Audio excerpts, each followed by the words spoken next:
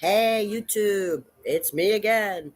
I had to come to you like right away. It's Monday. Happy Memorial Day. Yes, today's Memorial Day. I lost my brother in law, Jamie, on this day.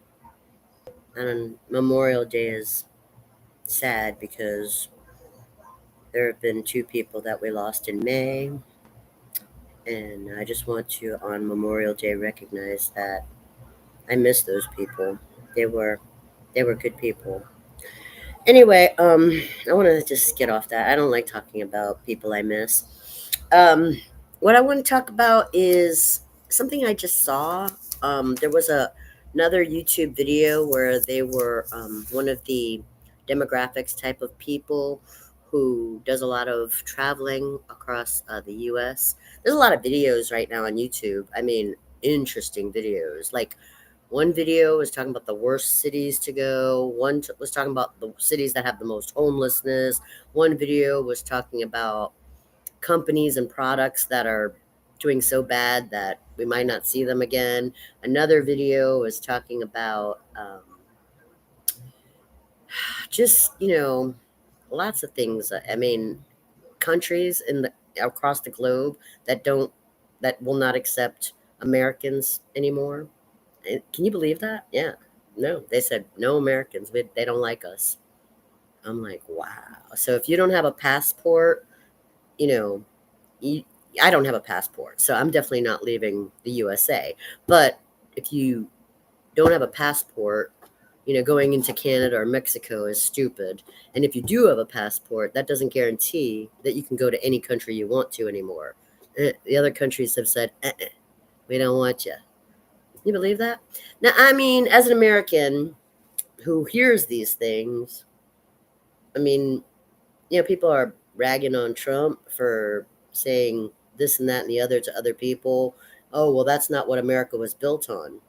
No, 200 and something years ago, America was built on slavery and a lot of fucked up shit. Um, eh, but I mean, the other countries, they can say no to us, but what? Because of something that happened 200 years ago, we're not allowed to say no to them? That doesn't seem right or fair. What about fairness? Is that part of American culture? So anyway, I want to get past that though. Homesteading. There was some legal terminology that happened in 1962, which was way after the Civil War, during the Civil Rights Movement. There was this thing called homesteading in 1962. It's a legal term. Yeah. Now, this is more significant to Americans who are stuck in a city homeless. Are you sleeping on a tent in a sidewalk? Being harassed by the cops and the other people who don't like it that you're sleeping there on the sidewalk? Well, there's lots of places that you can go that are giving away free land with the legal term called homesteading.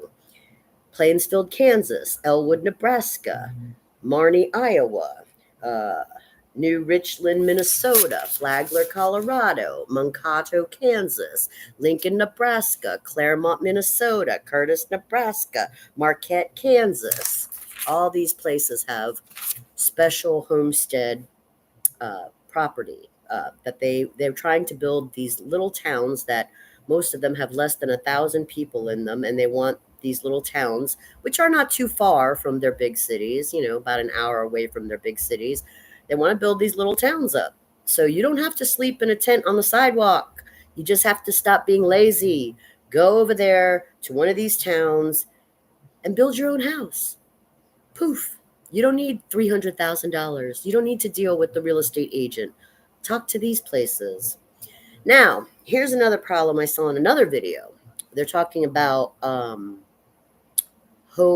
theft. And I'm not talking about somebody, breaking and entering and stealing shit from your house. No, I'm not talking about that. I'm talking about people who own a deed to a house. Let's say somebody in Virginia has a house.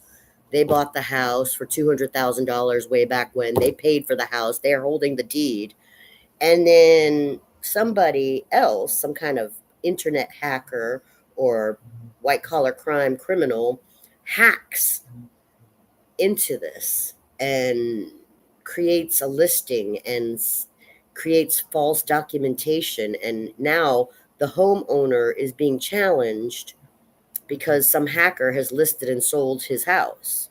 That's a white collar crime, a cyber crime that that's probably like CIA, FBI level shit. But you got to, that's not something you're just going to call the local police about. No, you know, if you get hit by a car or someone kills your dog for no good reason, you might call the local police. But if someone steals your fucking house, that's not the local police. This is major cyber fucking crime. Okay? And people are not they don't think how easy it is for these high-tech wizards to create any kind of documentation. You only think about counterfeiters. They can create fake money. No, that's worse than fake money. Fake money is minor. What about when they steal your fucking house? How are you going to prove that your document is more significant or more real than their document? Hmm? How? That's deep. It's time to think deep because crime criminals, they've gotten sophisticated.